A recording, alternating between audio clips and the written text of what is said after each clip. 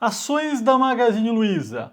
A Magalu vai quebrar? Bom, estamos diante de várias polêmicas, entre elas, a presidente do conselho, a Luiza Trajano, fazendo um vídeo pedindo, por favor, para as pessoas irem para as lojas e comprarem, que elas têm crediário pré-aprovado.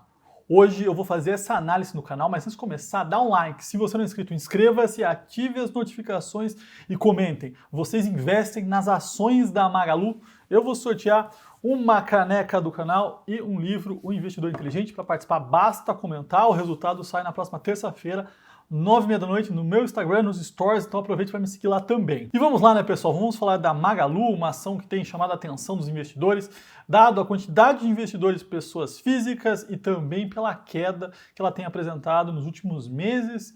E a última notícia, a mais recente, é a notícia, o vídeo da Luiza Trajano, presidente do Conselho de Administração, fazendo um vídeo pedindo para os clientes, irem para as lojas, comprarem, que tem crédito pré-aprovado. O que está implícito nisso? Vamos lá, a gente está falando de varejo, um varejo que tem participação em todas as classes, nesse momento de economia um pouco mais dura, e os bancos sendo um pouco mais duros, a gente vê uma dificuldade do lado do crédito, principalmente para quem não tem renda comprovada e dificuldades ali em demonstrar de fato ali que tem formas de pagar. O que ela está fazendo? Está fomentando, está incentivando o famoso crediário, coisa que a Via Varejo opera muito bem. Isso é uma medida desesperada? Não, eu não acho que não, tá? Eu acho que ela está tentando ali fomentar um negócio que a Via Varejo vai muito bem, porque de alguma forma é uma recorrência, Entretanto, sem aquela beleza de um cartão de crédito, sem aquelas, entre aspas, com aquela segurança que um cartão de crédito e outros meios de pagamento, de forma de parcelamento, conseguem estabelecer. Entretanto, quando a gente olha para a Via Varejo, e já falei aqui algumas vezes, no modelo de negócio, o crediário é uma forma de ter uma recorrência e as pessoas gostam de estar em dia, dado a necessidade de sempre estar renovando alguma coisa em casa. Mas esse não é o ponto, vamos olhar para a empresa, para alguns outros fatos, muita gente tem falado a Magalu vai quebrar. Acho que esse é um ponto para a gente estressar aqui. A gente viu a Magalu cair fortemente, então uma empresa que já valeu quase 180 bi de reais, hoje está valendo 20 bi, ou seja, destruiu 90% do valor de mercado, é uma baita de uma queda. O que justifica isso? E essa relação que muita gente tem falado aí, a Magalu vai quebrar?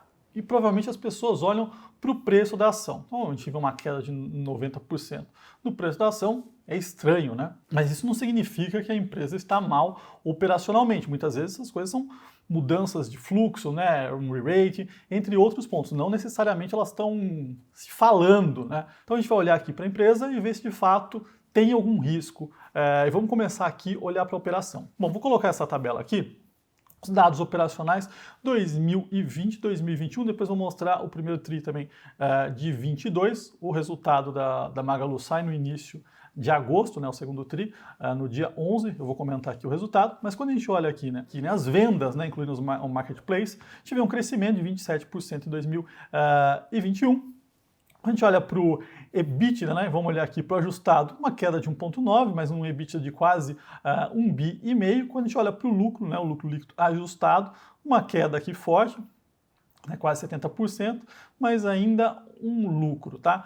Então não tem nada muito fora, lógico que o lucro aqui está sendo pressionado, a gente viu pressão do lado de receitas financeiras, entre outros, mas a empresa não mudou do dia para a noite, ela continua ainda crescendo. Quando a gente olha para o primeiro trimestre de 22, um crescimento ainda nas vendas totais, 13%, menor do que ela entregava, Ela sempre foi uma empresa que cresceu muito mais, uma empresa de growth, entretanto o momento é um pouco mais duro, mas crescendo. Quando a gente olha aqui para a receita bruta, também crescendo. Quando a gente olha para o EBITDA, o EBITDA ajustado aqui, comparando o mesmo período do ano passado, 434 milhões, crescimento de 1,7, e o lucro aqui nesse ano aqui dando prejuízo, principalmente por pressão de custo financeiro, mas não é algo que justifica uma destruição de 90% de valor, pessoal? Então, quando a gente assistiu empresas que de fato destruíram 90% de valor, uma Oi que entrou numa recuperação judicial, né, uma falência, uma RB que a gente descobriu uma fraude, que não existia praticamente a empresa, mas aqui a gente está falando de uma queda bem dura que não se justifica tanto pelos números aqui.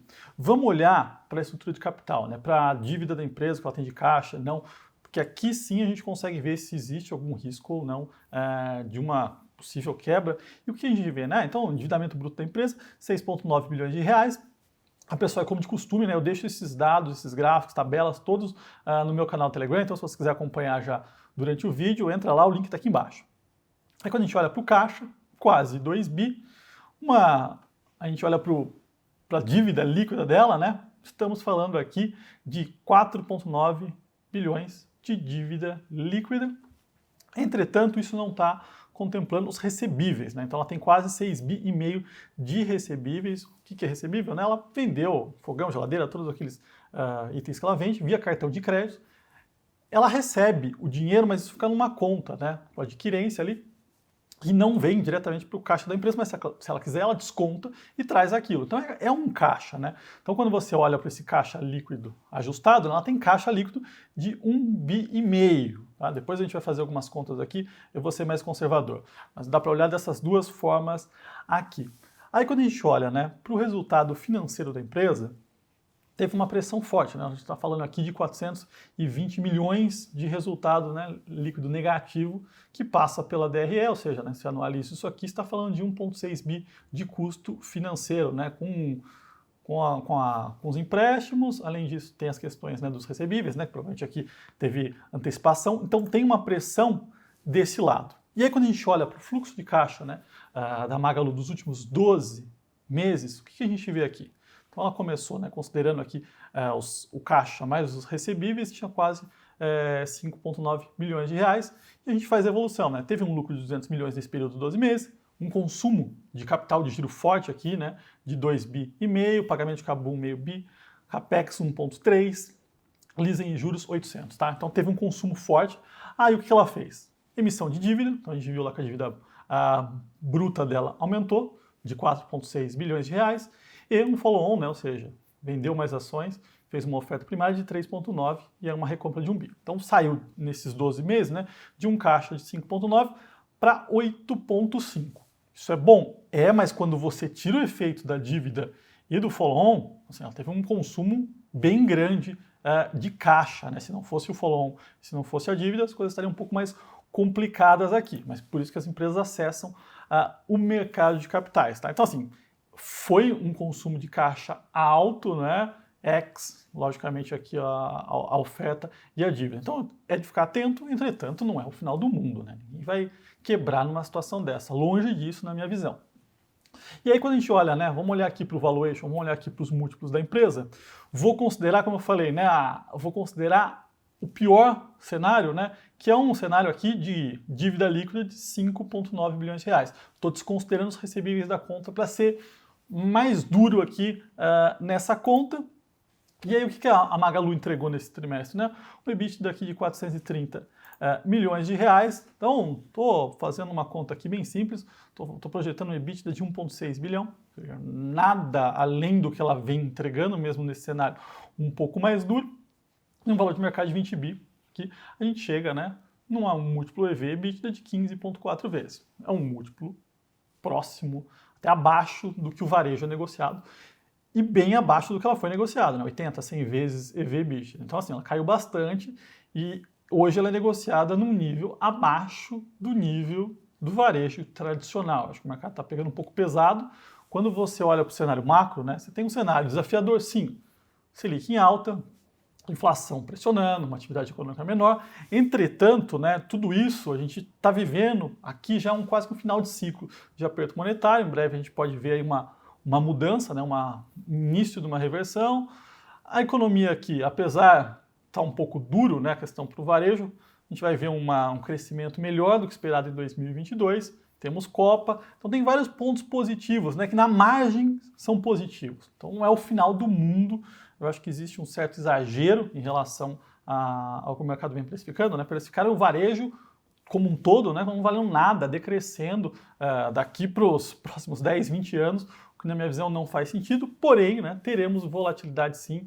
Acho que é um setor para ficar atento. Eu gosto bastante, gosto da Via Varejo, né, minha preferida no setor, apoiou muito, mas já falei aqui. Gosto bastante e vou aproveitar para deixar um relatório, né, falando sobre a Via, sobre a Magalu. Então, quem quiser saber um pouquinho mais, o link está aqui embaixo. Outra coisa que tem contribuído para essa queda é a rotação, né, a venda das ações de growth, de crescimento forte, em função do aumento de juros nos Estados Unidos, né. A gente viu isso de forma geral, quando pega um gráfico aqui, né, do início do ano para cá. Magalu, Amazon, Mercado Livre, Via Varejo e Americanas, a gente está vendo aqui, ó, caindo basicamente 50, né? A Amazon está caindo 30, o resto é caindo 50 para cima. E quando a gente pega, né, em um ano, Magalu 88, Amazon 36, Mercado Livre 52, Via Varejo 82 e Americanas 73. Então tem uma queda muito forte, o mercado está pressionado em função dessa rotação, mas esse é o momento de olhar, fazer contas e também não fazer nenhum tipo de